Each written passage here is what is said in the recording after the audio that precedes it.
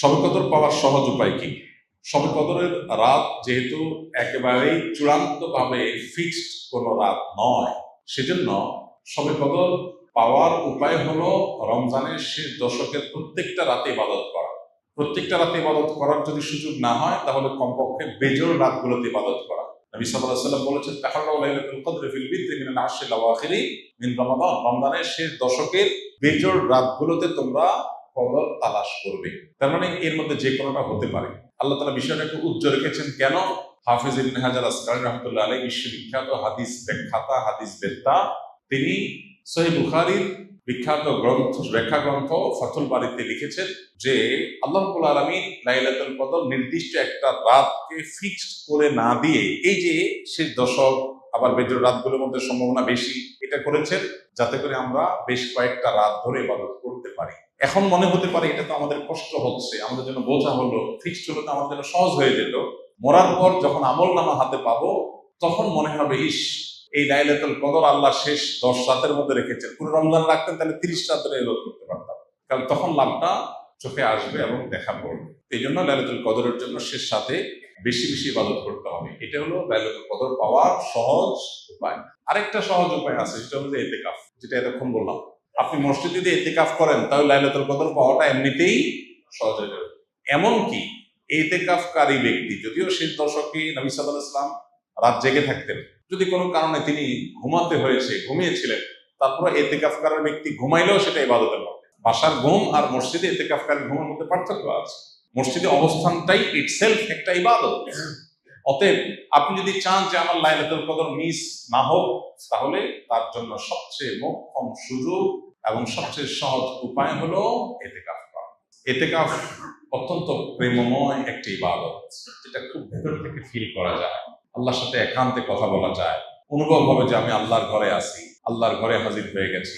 সবাই বের হয়ে যাচ্ছে, আমি বের হচ্ছি না, কারণ আমি আল্লাহর ঘরে বন্দী, নিজেকে বন্দী করে ফেলেছি। অন্যরকম এক ফিল আসবে ইনশাআল্লাহ।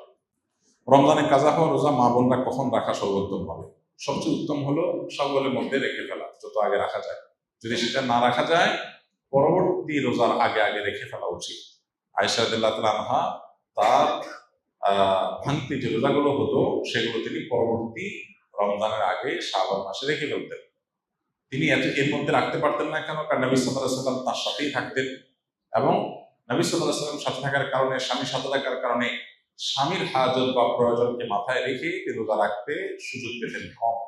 এদিকে শাবান মাসে নবী বেশি বেশি নফল রোজা রাখতেন, ওই সুযোগে তিনি তার রোজাগুলো রেখে ফেলতেন। এই জন্য শেষ সময় হলো পরবর্তী রমজান রাখ। কোনো কারণে যদি সেটাও কেউ না পারে, তারপরে রাখলেও আদায় হয়ে যাবে।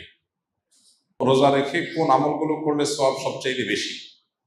রোজা রেখে সবচেয়ে গুরুত্বের সাথে যে বিষয়টা খেয়াল করা দরকার, সেটা হলো সকল প্রকার গুনাহ থেকে বেঁচে থাকা।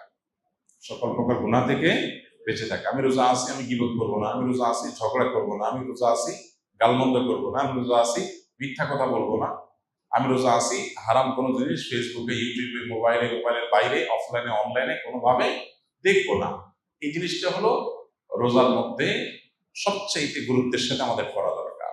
আমরা বেশিরভাগ মানুষ নফল আমল করি, ফরজের খবর নেই।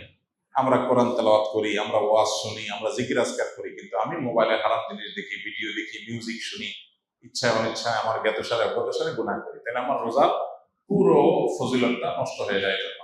নবী সাল্লাল্লাহু আলাইহি ওয়াসাল্লাম বলেছেন, রুব্বা সাইমিন লাইসা লাহু মিন সিয়ামিহি ইল্লাল জু'। বহু রোজাদার আছে, রোজা থেকে উপোস থাকা ছাড়া তার কোনো উপকার হয় না। সেজন্য এই জিনিসটা খেয়াল করা দরকার।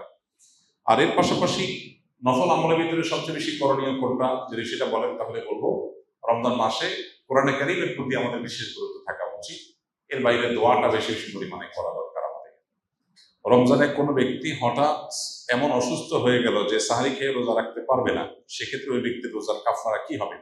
কারণ যদি আসলে রোজা রাখার মতো সামর্থ্য না থাকে, তাহলে তার কাফারা হবে যে তিনি এই রোজার জন্য পরবর্তীতে রোজা রাখবেন। আল্লাহ বলেছেন, ফামান কানা মিনকুম মারিদান আও আলা সাফারিন ফাইদ্দাতুম মিন আইয়ামিন উখরা। যে ব্যক্তি অসুস্থ হবে অথবা সফরে থাকবে, সে অন্য সময় সে রোজা রেখে দিলে আদায় হয়ে যাবে, গুনাহ হবে না। কিন্তু অসুস্থতাটা এমন লেভেলের অসুস্থতা হইতে হবে যে এই অসুস্থ অবস্থায় তার রোজা রাখার কোনো সুযোগ নাই, রাখলে তার জীবনহানি বা অসহনীয় কষ্ট হবে। হালকা একটু জ্বর হলো, একটু সর্দি হলো, একটু পেট খারাপ হলো, আর এমনি রোজা ভেঙে ফেললাম, ঠুনকো অজুহাতে রোজা ভাঙা যাবে না।